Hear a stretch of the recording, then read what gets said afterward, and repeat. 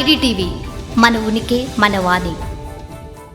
ఇప్పుడున్న యూత్ అమ్మాయిలైనా అబ్బాయిలైనా పెళ్ళి చేసుకోవాలంటే, ఒక అబ్బాయి పెళ్ళి చేసుకోవాలి అమ్మాయి అంటే అసలు రకరకాల ఇబ్బందులు, రకరకాల వాళ్ళ కండిషన్స్ చాలా ఎక్కువ ఉన్నాయి. అబ్బాయి పెట్టేదా అమ్మాయి పెట్టేదా? అమ్మాయి పెట్టే అమ్మాయి కండిషన్స్. పెట్టేది. ఓకే.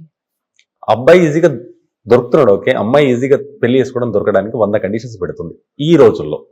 ఓకే. అబ్బాయి అమ్మాయి పెళ్లి చేసుకోవాలంటే ఒక అగ్రిమెంట్, మినిమం 100 పేజీల అగ్రిమెంట్ లాగా ఉంది ఈ కరెంట్ సిచ్యువేషన్, కరెంట్ కండిషన్లో. దీనిపైన, పెళ్లి పైన, వీళ్ళ కండిషన్స్ పైన మీ ఒపీనియన్ ఏంటి? ఇది చాలా కాంప్లెక్స్ క్వశ్చన్ అడిగారు మీరు. ఒకటి ఏంటంటే అండి, అమ్మాయిలైనా అబ్బాయిలైనా ఇవాళ రేపు వాళ్ళకి ఒక స్పెసిఫిక్ ఐడియాస్ ఉంటున్నాయి. ఏం చదువుకోవాలి, ఎప్పుడు ఇల్లు కొనుక్కోవాలి, ఎప్పుడు పెళ్లి చేసుకోవాలి, పిల్లల్ని కనాలా వద్దా, కంటే ఏ టైంలో కనాలి, ఇలా చాలా స్పెసిఫిక్ ఐడియాస్ ఉంటున్నాయి. మహిళల వరకు వస్తే, మీరు స్పెసిఫిక్గా అమ్మాయిలు అడిగారు కాబట్టి చెప్తున్నాను నేను. మహిళల వరకు వస్తే గతంలో ఎలా ఉండేదంటే, చదువుకుని వాళ్ళకి ఏదన్నా అంటే ఎవరైనా ఇష్టపడితే పెళ్లి చేసుకోవటం, పేరెంట్స్ అనుమతితోనూ కానీ అనుమతి లేకపోయినా కానీ, లేదు పేరెంట్స్ సంబంధం చూస్తే వాళ్ళ తాతకు తగ్గట్టుగా, ఆమె చదువుకు తగ్గట్టుగా, ఆమెకు కావాల్సిన గుణగణాలు దొరికిన వాళ్ళు చేస్తే పేరెంట్స్ దీంతో చేసుకునేవాళ్ళు. ఇట్ యూస్ బి రిలేటివ్లీ ఇంత కాంప్లెక్స్గా ఉండేది కాదు. కానీ ఈ మధ్యకాలంలో ఏమైందంటే, మన సొసైటీలో వస్తున్న మార్పులు, మహిళల్లో పర్టికులర్గా చదువు వల్ల కానివ్వండి, లేకపోతే వాళ్ళ కాళ్ళ మీద నిలబడగలగటం, ఈ ఎర్లీ ఏజ్లో వాళ్ళకి సంపాదన పెరగటం, వాళ్ళ కాళ్ళ మీద వాళ్ళు నిలబడటం, ఫైనాన్షియల్ ఇండిపెండెన్స్ అనేది ఏదైతే సాధికారత అంటాం కదా మనం, సాధికారత అనేది చదువు వల్ల వస్తుంది, వాళ్ళ ఇన్కమ్ వల్ల వస్తుంది. వాళ్ళు ప్రపంచాన్ని చూసి ఎక్స్పోజ్ అయ్యి, ఓకే ఇలా ఇలా జరుగుతుంది అని ఆ ఎక్స్పోజర్ వల్ల కూడా వాళ్ళు కొన్ని డెసిషన్స్ తీసుకుంటున్నారు. ఇలాంటి వాళ్ళు మాకొద్దు, ఇలాంటి వాళ్ళని మేము టాలరేట్ చేయలేము, లేదు ఈ తాగే వాళ్ళు నేను భరించలేను, లేదు తాగే వాళ్ళైతే ఇంత తాగే వాళ్ళనే నేను తట్టుకోగలుగుతాను. ఇట్లా వాళ్ళకు ఒక ప్రతి విషయం మీద, ఈచ్ అండ్ ఎవ్రీ విషయం మీద వాళ్ళకు ఒక అవగాహన అనేది వచ్చింది. ఓకే, అవగాహన వచ్చింది. And they not compromising, and they should not compromise also. పెళ్లి లాంటి విషయాల్లో కాంప్రమైజ్ కూడా అవ్వకూడదు. గొంతెమ్మ కొరకులు ఉండేవాళ్ళు కొంతమంది ఉంటారు, దానివల్ల కూడా కొంత కాంప్లెక్స్ అవుతుంది, అది కూడా ఉంటుంది. బట్ నేను I'm not talking about those things. Generally by and large most women ఈ రోజుల్లో ఏంటంటే పేరెంట్స్ చెప్పేది వింటున్నారు, వాళ్ళంతటికి వాళ్ళకి స్వతహాగా కొంత ఆలోచన, అవగాహన అనేది ఉంది, కొంత జాగ్రత్తలు తీసుకుంటున్నారు. పక్క వాళ్ళని చూసి, జరుగుతున్న మీడియాలో వస్తున్న కథనాలు ఇవన్నీ చూసి కూడా కొంత వాళ్ళు తెలుసుకుంటున్నారు ఏం జరుగుతోంది ప్రపంచంలో అనేది. దానివల్ల ఏమవుతుందంటే స్క్రీనింగ్ ఎక్కువైంది. మగపిల్లల మీద కూడా వాళ్ళని స్క్రీన్ ఎక్కువ చేస్తున్నారు గతంలో కన్నా. ఇంకొకటి కూడా ఏంటంటే, గతంలో ఇప్పుడు అరేంజ్ మ్యారేజెస్లో పర్టికులర్లీ డేటింగ్ అనే కాన్సెప్ట్ అఫీషియల్గా అబ్రాడ్ ఉంటుంది, బట్ ఇక్కడ డేటింగ్ అనేది లేదు. కానీ కనీసం ఇక్కడ ఏంటంటే పెళ్లి చూపుల్లో చూసి వెంటనే పెళ్లిళ్ళు చేసుకునేవాళ్ళు. ఇప్పుడు అట్లా కాకుండా పెళ్లి చూపులు అయిన తర్వాత కూడా కొంత మాట్లాడటం, ఫోన్లలో మాట్లాడటం, ఫ్రెండ్స్ వాళ్ళు కలుసుకోవడం, లేదు కొన్ని నెలలు కలుసుకొని ఒకళ్ళ ఆలోచనలు ఒకళ్ళు తెలుసుకోవటం, కంపాటబిలిటీ ఎంత ఉంది, కంపాటబిలిటీ కోషెంట్ ఉందా లేదా, మనం కలిసి ఉంటే గొడవలు లేకుండా ఉండగలుగుతామా లేదా, పెళ్ళి అనేది బంధం మన మధ్య నిలబడుతుందా లేదా అనేది వాళ్ళు పెళ్లికి ముందే ఒక అవగాహనకి రావడానికి ట్రై చేస్తున్నారు. Which is actually good. ఒక విధంగా మంచిదే అది. ఎందుకంటే ఆ కంపాటబిలిటీ లేకపోతేనే డివోర్స్ రేట్ పెరుగుతుంది. డివోర్స్ రేట్ పెరిగేది దానివల్ల. డివోర్స్ వల్ల మానసికంగా వాళ్ళు చాలా బాధపడతారు, దానివల్ల చాలా ఇబ్బంది పడతారు. సో ముందు తెలుసుకోవడంలో తప్పేమీ లేదు. ఈ రోజుల్లో మీరు చెప్పినట్టు 100 మందికి పెళ్లిళ్ళు అయితే ఆల్మోస్ట్ దాంట్లో 40% డైవర్స్ అవుతున్నాయి. అంటే బేసికలీ పెళ్లి చేసుకోవాలంటే ముందు అసలు ఒక ఇద్దరు వ్యక్తుల మధ్య ఒక అభిమానం అనండి, ప్రేమ అనండి, అది ఉండాలి. అన్నిటికన్నా మించి ట్రస్ట్, గౌరవం ఉండాలి. ఒక వ్యక్తికి ఇప్పుడు ఒక చేసుకునే ఇద్దరి మధ్య గౌరవం లేదనుకోండి, ట్రస్ట్ లేదనుకోండి, ప్రతిదానికి అనుమానిస్తూ ప్రతిదానికి ఇబ్బంది పెడితే ఆ రిలేషన్ లాస్ట్ అవ్వదు. ప్రేమ అనేది లేకపోతే అసలు ఏ రిలేషన్ ఉండదు. సో ముందు కావాల్సింది ఇది. దీనికి యాన్సిలరీగా ఏంటంటే పేరెంట్స్ చూసుకునేది వాళ్ళ స్థితిగతులు, చదువు నిలకడ, జాబ్ నిలకడ, ఇవన్నీ చూస్తారు కదా. వాళ్ళ క్యారెక్టర్ ఎలా ఉంది, వాళ్ళ అలవాట్లు ఏమున్నాయి, వీళ్ళ ఫ్యామిలీలోకి వాళ్ళు ఇమ్మడగలుగుతారా లేదా, ఇవన్నీ ఇంపార్టెంట్. తప్పని నేను అన్నాను. మేడం, దీనికి రిలేటెడ్ ఇంకొక క్వశ్చన్ అడుగుతాను నేను. మన హైదరాబాద్ కానీ తెలంగాణలో, మన స్టేట్లో ఒక 1.5-2 years నుంచి వచ్చిన కల్చర్ గురించి అడుగుతాను మిమ్మల్ని. లివింగ్ రిలేషన్షిప్ అనేది మన దగ్గర లేదు. ఈ మధ్యలో 1.5-2 years నుంచి వచ్చింది. రీసెంట్గా ఒక 15-20 days బ్యాక్ వెలుగులోకి వచ్చింది. ప్రతి హాస్టల్ చూసుకుంటే సైబర్ సిటీలో కానీ కుక్కడపల్లి ఏరియాలో కానీ లివింగ్ రిలేషన్షిప్ అనేది కామన్ అయిపోయింది. ఒక్కటి కాదు, కొన్ని వందల్లో ఉన్నాయి. నేను చూసాను కల్లారా. ఎక్కడెక్కడ ఉన్నాయి, కొన్ని ఇంటర్వ్యూస్కి వెళ్ళినప్పుడు, కొన్ని ప్లేస్లో నేను విజిట్ చేసినప్పుడు నేను కల్లారా చూసాను. ఒక 4 బెడ్రూమ్ ఫ్లాట్ ఉంటే ఒక కపుల్ ఒక కామన్ కిచెన్, కామన్ హాల్, ఇలా ఉన్నాయి. నేను చాలా చూస్తాను. ఈ కల్చర్ రావడం వల్ల జనాలకు ఎలాంటి ఎఫెక్ట్ పడబోతుంది, ఇది ఎంతవరకు మంచి చెడు? ఈ మంచిదా చెడ్డదా అనేది పక్కన పెడితే ప్రతి వ్యవస్థలోనూ, ప్రతి సామాజిక వ్యవస్థలో కొన్ని సంవత్సరాలకి కొన్ని మార్పులు వస్తూ ఉంటాయి.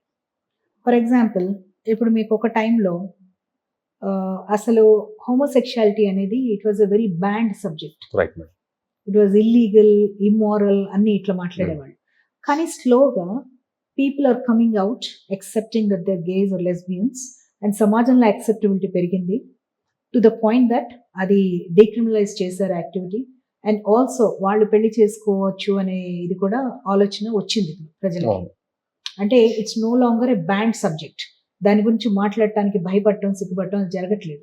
People are not being discriminated just because they come up with their sexuality. Similarly ఏంటంటే పాశ్చాత్య దేశాల్లో ఉండే లివింగ్ టుగెదర్ కాన్సెప్ట్ ఏదైతే ఉందో అది ఫర్ వేరియస్ రీజన్స్ మన ఇండియన్ సమాజంలో కూడా వచ్చింది. అది వచ్చింది. Right. మంచిగా చెడుగా అనేది నేను కామెంట్ చేయను, ఎందుకంటే ఒక యాంగిల్లో చూస్తే కొన్ని మంచి ఉన్నాయి, ఒక యాంగిల్లో చూస్తే ఇట్స్ రాంగ్ అనిపిస్తుంది. ఓకే, కాబట్టి మన కల్చర్లో పార్ట్ కాదు. కాదు. ఓకే, బట్ ఏంటి అంటే గ్లోబలైజ్డ్ లైఫ్ మంది ఇప్పుడు. అంటే అందరూ for travel or for job purposes or for education, business, వీటన్నిటికీ ట్రావెల్ చేస్తున్నారు. అబ్రాడ్ ఎక్కువ ట్రావెల్ చేస్తున్నారు. ప్రపంచం అనేది ఒక చిన్న గ్రామం అయిపోయింది ఇప్పుడు, ముందులా కాదు. సో వాళ్ళ ఇన్ఫ్లుయెన్సెస్ డెఫినెట్లీ మన మీద పడతాయి. వాళ్ళ లైఫ్ స్టైల్ ఇన్ఫ్లుయెన్సెస్, వాళ్ళ చాయిసెస్ ఆఫ్ లైఫ్, ఇవన్నీ కూడా పడతాయి. సో అలా వచ్చిన ఒక ముప్పు అంటారా, వాట్ ఎవర్ ఇస్ దిస్ అన్నమాట. Definitely on a personal note నాకు అది యాక్సెప్టబుల్ కాదు. కాకపోతే ఏంటంటే చాలామంది ఆర్గ్యుమెంట్ యంగ్స్టర్స్ ఏమంటారు అంటే, మాకు కమిట్ అవ్వటం ఇష్టం లేదు ఎవరితోనూ, we cannot take up the responsibility of raising a child or ఒక ఫ్యామిలీకి రెస్పాన్సిబుల్గా ఉండటం మాకు ఇది లేదు. So this works out for me. You know ఇది ఏంటంటే ఇద్దరం షేర్ చేసుకుంటాము రెస్పాన్సిబిలిటీస్. ఎవరికి నచ్చకపోయినా వితౌట్ ఎనీ హ్యాజిల్స్ విడిపోతాం దాంట్లోంచి. అది ఒక విధంగా వినటానికి వాళ్ళ యాంగిల్లో బాగానే ఉంటుంది. కానీ నేను ఒక్కోసారి ఆర్గ్యూ చేస్తాను చాలా మందితో. It works okay when you're young, but what when you are into middle age or old age? 40-45, yes, nearby 50. లేదు, ఎవరికన్నా ఏదైనా జబ్బు చేసింది వాళ్ళకి, రెండో వాళ్ళు నాకు అవసరం, నువ్వు 5 ఏళ్ళు వాళ్ళతో కలిసి ఉన్నా కూడా నాకు అవసరం లేదు, I will wash of my hands అని వెళ్ళిపోతారా? Is that what you call a relation అనేది నేను అడుగుతాను. ఎందుకంటే మనకి మన పురాణాల్లో కానివ్వండి, వివాహ మంత్రాల్లో కానివ్వండి, ధర్మేచ అర్థేచ కామేచ, అన్ని వేళలందు అన్ని అవస్థలందు కలిసి ఉంటారు. ఏ కష్టమైనా, నష్టమైనా, దుఃఖమైనా, ఏదైనా కూడా కలిసి ఉంటారు అనేది కదా పెళ్లికి పరమార్థం అసలు. సో ఇదేమీ లేకపోతే ఈ రిలేషన్కి మీనింగ్ ఏంటి అని అడుగుతాను నేను. What is this meaning? మీకు అన్నీ బాగున్నప్పుడు కూర్చొని కలిసి తింటారు, కలిసి తిరుగుతారు, ట్రావెల్ ఎక్స్పెన్సెస్ షేర్ చేసుకుంటారు, ఫుడ్ ఎక్స్పెన్సెస్ షేర్ చేసుకుంటారు, యూ షేర్ ఎవ్రీథింగ్. బట్ ఒక 2-3 ఏళ్ల తర్వాత మీకు నచ్చలేదు, విడిపోతున్నారు. లేదు 7-8 ఏళ్ల తర్వాత విడిపోతారు. సో ఏంటి? When there is no bond between you guys that holds you together, what is the purpose of this bond అని అడుగుతాను నేను. అసలు దీని అర్థం ఏంటి అని. వాళ్ళ చాలా మంది యంగ్స్టర్స్ మేము కౌన్సిల్ చేసాడు, మాకేం చెప్తారంటే ఈ పెళ్ళి, ఈ వైఫ్ పెట్టే డిమాండ్స్. ఈ మధ్య కాలంలో నేను అట్లీస్ట్ ఒక 2 దగ్గర నేను విన్నది ఏంటంటే, యంగ్స్టర్స్ దగ్గర, మేము పెళ్లి చేసుకుందాం అనుకుంటే వచ్చే అమ్మాయి మా పేరెంట్స్ మీద చాలా కండిషన్స్ పెడుతుంది, విడిగా ఉండాలి మనం, అది ఇది అని చెప్పేసి ఇట్లా పెడుతుంది. నాకు మా ఫాదర్కి హెల్త్ బాగుండదు, నేను I'm not in a position to leave them and go live with my wife. నేను ఒప్పించడానికి చూసుకున్నాను, ఎవ్వరు నాకు దొరకలేదు అలాగా పెళ్లి చేసుకోవడానికి. సో నాకు చాయిస్ లేదు, అందుకని నేను లివ్ ఇన్ గర్ల్ ఫ్రెండ్ని చూసుకున్నాను అని చెప్పాడు నాకు అబ్బాయి. ఓకే. సో ఇట్లా వేరే వేరే రీజన్స్ ఉన్నాయి. అంటే అందరినీ we cannot put everybody in the same ఇదనమాట. ఒకే బాక్స్లో చూడలేము అందరినీ. ఒక్కొక్కళ్ళ రీజన్స్ ఒక్కొళ్ళ ఉన్నాయి. కొంతమంది కమిట్మెంట్ ఫోబిక్ పీపుల్ ఉన్నారు, కొంతమంది మేము జస్ట్ ఇది ఒకటి ఎక్స్పెరిమెంట్ చేసి చూస్తాము అనే వాళ్ళు ఉన్నారు. కొన్ని రోజులు ఇలా చూసి తర్వాత పెళ్లి చేసుకుందాం అనుకునే వాళ్ళు కొంతమంది ఉన్నారు. ఓకే. కొంతమంది నాకు అసలు ఈ జంజాటమే వద్దు, పెళ్లి పిల్లలు ఇదేం వద్దు, I'm very career centric person, ఒకరితో Okay. కలిసి ఉంటాను, నా కెరియర్ వరకు నేను చూసి ఇట్లా అనుకునే వాళ్ళు ఉన్నారు. సో డిఫరెంట్ రీజన్స్ ఉన్నాయి. But what ever it is, I'm not greatly, ఇది ఎంతవరకు కరెక్ట్? అదే నేను అంటుంది, I don't agree with that అంటున్నాను. ఓకే. అది మన కల్చర్ కి సరిపడదు. అంటే హైలీ ఎడ్యుకేటెడ్ అవడం వల్ల ఈ ప్రాబ్లమ్స్ వస్తున్నాయా, లేదు అంటే ఈ ఎక్కువ ట్రావెలింగ్ వల్ల హైలీ ఎడ్యుకేటెడ్ వాళ్ళే ఇది చేస్తారని నేను అన్నండి. ఎందుకంటే మీకు ఇంజనీరింగ్ కాలేజెస్ లో, మెడికల్ కాలేజెస్ లో కూడా లివ్ ఇన్ రిలేషన్ లో ఉన్న వాళ్ళు ఉన్నారు.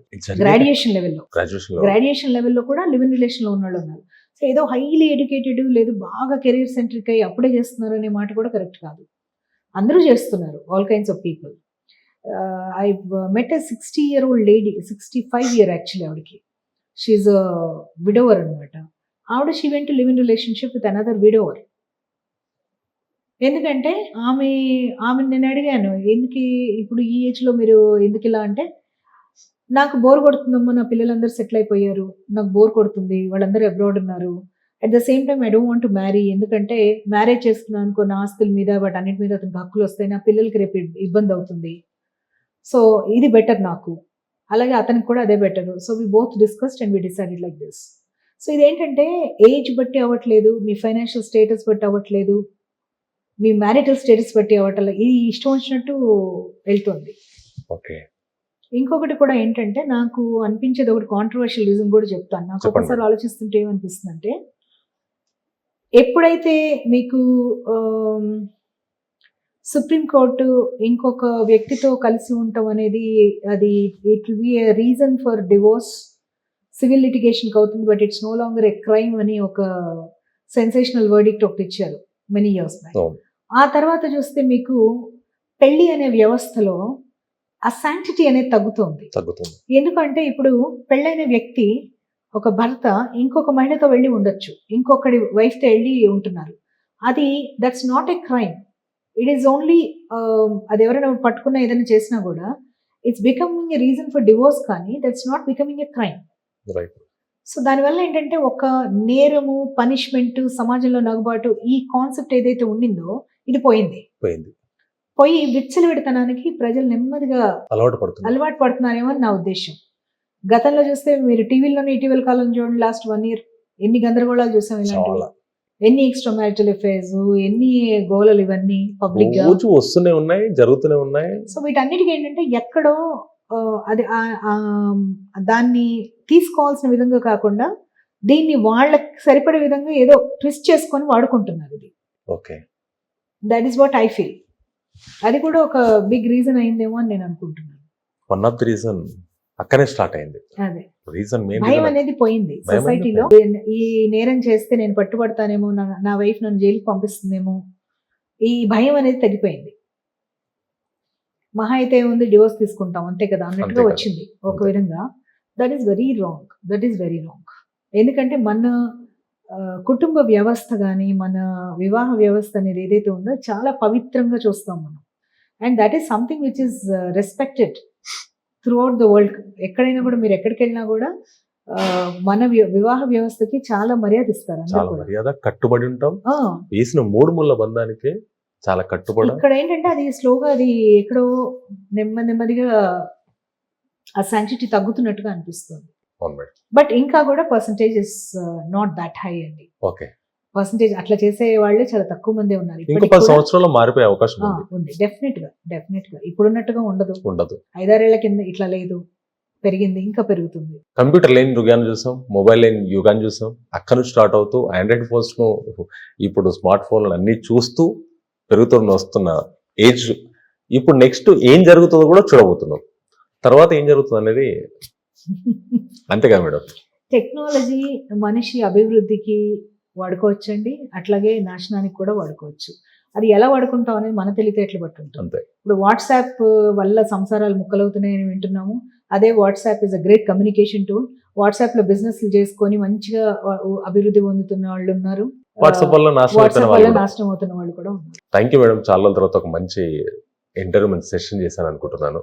దాంతోపాటు నెక్స్ట్ మళ్ళీ ఒక రోజు మళ్ళీ కూర్చుందాం. నాకు ఈ రోజు జనాలకి మీరు చెప్పింది చాలా నచ్చుతుందని చెప్పేసి నా మనస్ఫూర్తిగా చెప్తున్నాను మేడం. చాలా thank you. Please subscribe to IGTV.